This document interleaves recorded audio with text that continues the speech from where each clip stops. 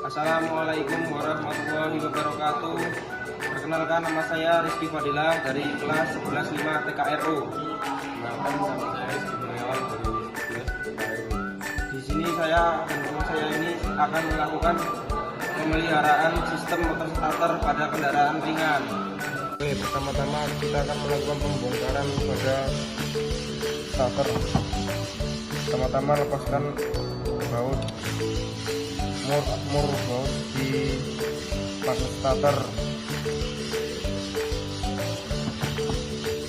Oke, selanjutnya saya akan melepas mur pada bagian magnet starter yang bawah.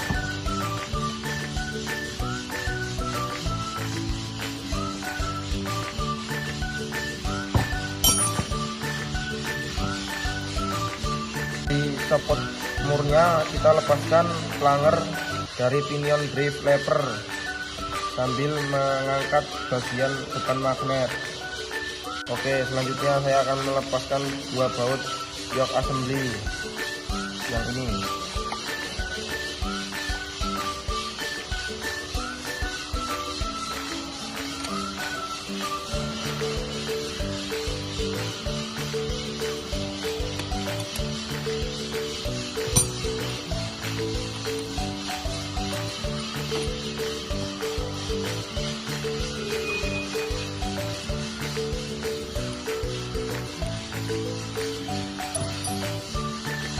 Oke, selanjutnya saya akan melepas komutator end frame sambil menekan kabel utama pada sisi yoke.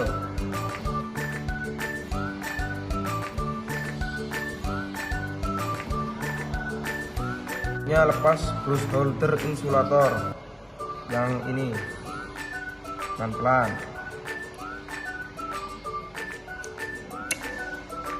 Nah, jika tidak pelan-pelan spring akan melompat. Setelah brush holder terlepas, saya akan melepas 4 buah brush spring. Ini hati-hati. Jika tidak hati-hati, maka spring akan terbang bebas. Nah, kita copot sikat orangnya dulu supaya aman.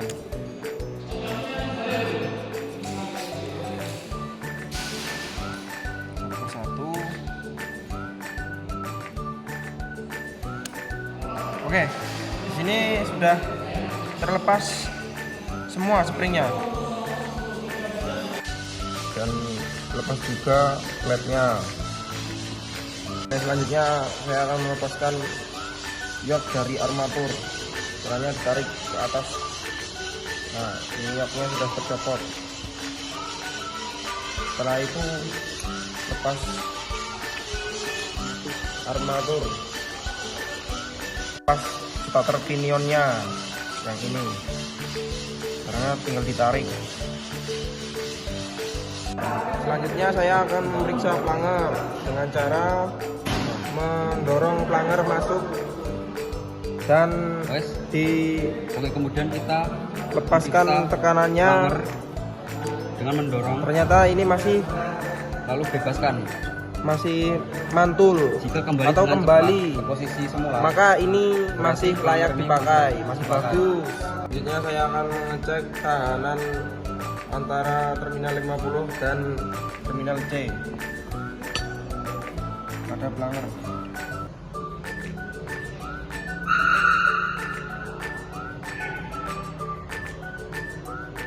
Di sini angka yang muncul 0,9 ohm, dan di buku reparasi perbaikan ini tahanan standarnya ini di bawah 1 ohm. Jadi ini masih normal atau layak dipakai. Ya, saya akan memeriksa starter armatur assembly menggunakan multimeter di tahanan ohm. Caranya ini ditempelkan ke sini.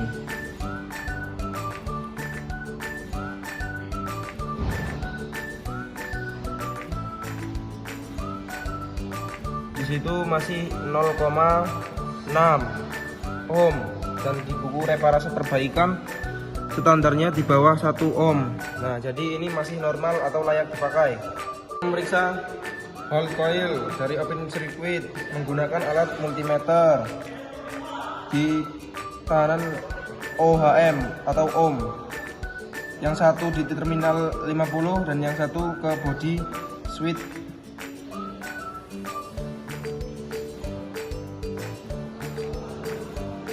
Ini tahanannya masih 1,4 ohm dan di buku reparase standarnya di bawah 2 ohm. Jadi ini masih normal atau layak dipakai. Selanjutnya saya akan memeriksa komutator terhadap massa menggunakan alat multimeter. Tahanan standarnya 10 kilo ohm atau lebih. Kita menggunakan 100k ohm. Kita akan ngeceknya. Ini di sini dan ini di sini. Alat tidak mampu mendeteksi atau tak terhingga, maka ini masih normal karena standarnya lebih dari 10k ohm. Selanjutnya saya akan memeriksa diameter komutator menggunakan jangka sorong. Diameter standar 28 mm dan diameter minimumnya 27 mm. Oke, saya akan memeriksanya.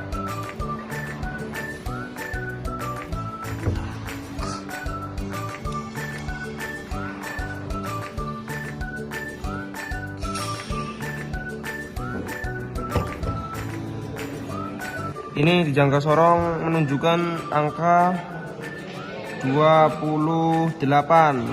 Ini nolnya ke angka 28 mm. Maka ini diameter komutator ini masih bagus, tidak perlu diganti karena masih standar. Selanjutnya saya akan memeriksa starter clutch assembly. Periksa bahwa roda gigi pinion terkunci saat diputar ke kiri. Ini terkunci. Dan berputar dengan lembut saat diputar ke kanan. Saya akhiri, wassalamualaikum warahmatullahi wabarakatuh. Maka alat ini tidak perlu diganti. Kita akan memeriksa starter yoke assembly menggunakan ohmmeter. Periksa tahanan antara kabel sikat field coil dan kabel utamanya dengan tahanan standar di bawah 1 ohm. Ini kabel utamanya dan ini kabel sikatnya. Mur 8 dan satu buah mur 10.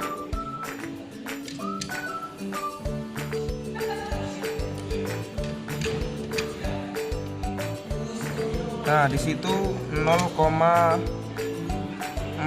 ohm masih standar karena di buku reparasi perbaikan tahanan standarnya di bawah 1 ohm. Maka alat ini masih layak digunakan. Selanjutnya, periksa fillet coil terhadap massa atau ground. Gunakan ohmmeter. Periksa tahanan antara kabel sikat fillet coil dan body yoke. Bila hasilnya tidak sesuai dengan spesifikasi, ganti yoke. Saya akan memeriksanya di sini dan di body. Dapat 2 buah skrup Di situ angkanya tidak muncul dan di sini standarnya lebih dari 10 kilo ohm. Maka selanjutnya lepas. field coil dan body ini masih layak digunakan. Oke, selanjutnya saya akan memeriksa panjang brus. Gunakan alat jangka sorong untuk mengukur brus. Standar panjangnya 10 mm dan panjang minimumnya 6 mm. Oke, saya akan mencoba mengukurnya. Ini panjangannya ini.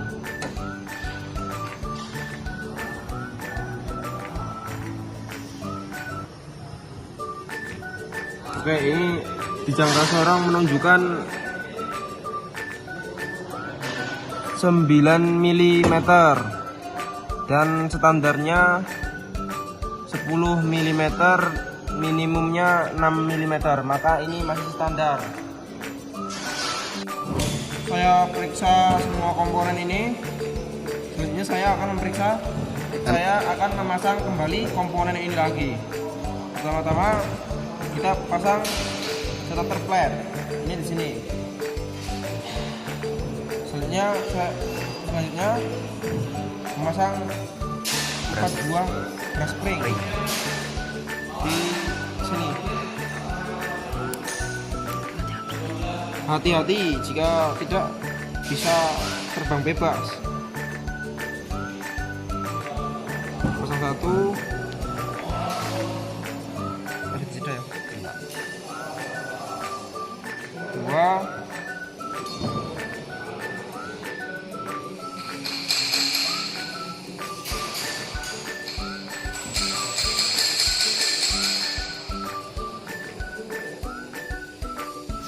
Tiga.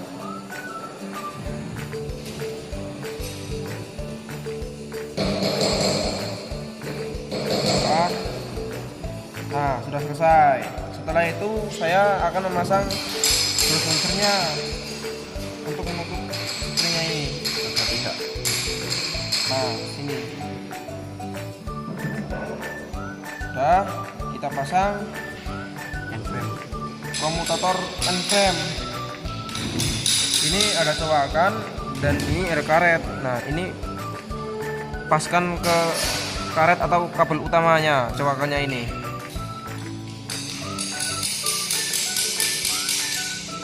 Sudah. 3. Oke, setelah itu pinion drip lever ini kita pasang ke starter housing assembly. Sini dia tempatnya. Nah, di sini. Lalu ini starter armatur ini hubungkan ke pinion drip lever. Tempatnya di sini. Di sini ya. Nah, sudah terhubung. Komutator starter armatur ini kita pasang ke yok. Yang ini tadi, yang saya pasang ini tadi. Nah, kita tekan ini supaya tidak lepas springnya. Nah, kita paskan. Ini ada cowakan ini, tempatnya di sini. Ini ada seperti knob-nya. Nah, di sini kita paskan, kita tekan. Nah, sudah masuk. Setelah itu saya akan memasang dua baut ini, dua baut starter armatur yang assembly ini, starter komutator N-frame yang ini.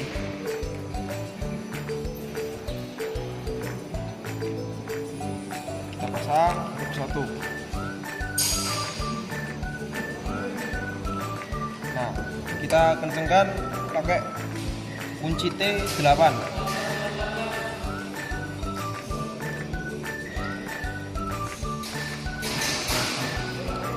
Pindah-pindah ngancenginnya supaya terhindar dari rusaknya berat.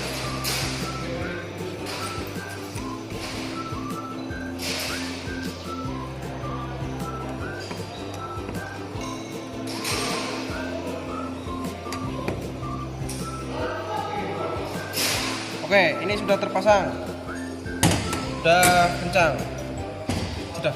Ya, saya akan memasang starter. Tempatnya kita hubungkan ke drip lever, pinion drip lever. Tempatnya di sini. Kita hubungkan.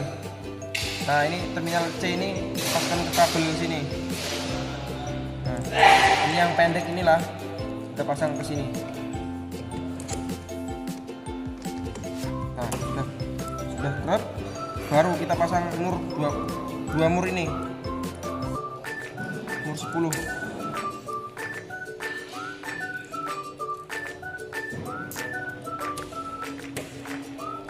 kita kencangkan pakai kunci T10.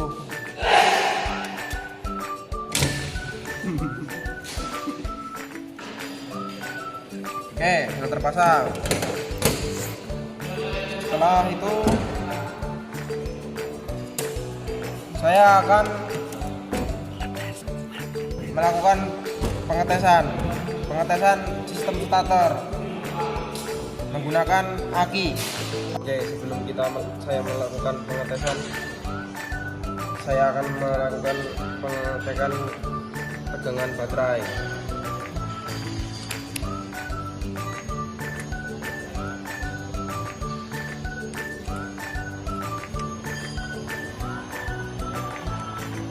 Oke, tegangannya masih 12 volt, masih standar.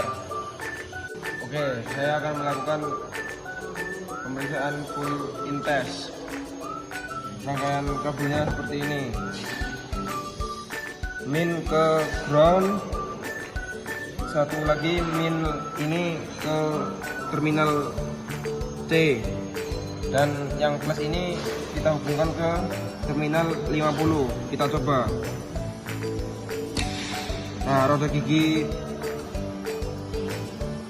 pinion ini masih memanjang atau bergerak, masih normal. Jika kalau ini tidak memanjang, maka ini harus diganti. Switch magnet ini harus diganti. Oke, selanjutnya saya akan melakukan hall in test. Rangkaian kabelnya masih sama dengan full in test tadi. Yang kabel plus masih di terminal 50 dan terminal C kita cabut. Roda gigi pinion masih memanjang, tetap memanjang. Bila roda gigi pinion di dalam ganti switch magnet starter ini masih memanjang, jadi ini masih normal, layak dipakai. Saya akan memeriksa cara kerja. Rangkaian kabelnya ini masih sama dengan hall in test. Ini masih ke terminal 50. Nah, ini memanjang, dan kita coba cabut terminal C. Ini masih memanjang. Kita coba cabut lagi yang ground. Selanjutnya kita cabut yang ground ini. Nah, ini kembali ke dalam. Dan jika tidak, roda gigi pinion ini tidak kembali ke dalam, maka ini magnet switch ini harus diganti. Oke, selanjutnya saya akan memeriksa kemampuan tes tahan beban. Pertama-tama kabel ini colokan ke min aki. Min aki ini harusnya di ground, dan ya, pasang ke plus aki. Ini tempatnya di sini.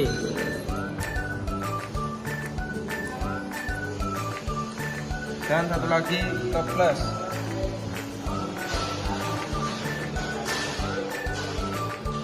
Kita coba.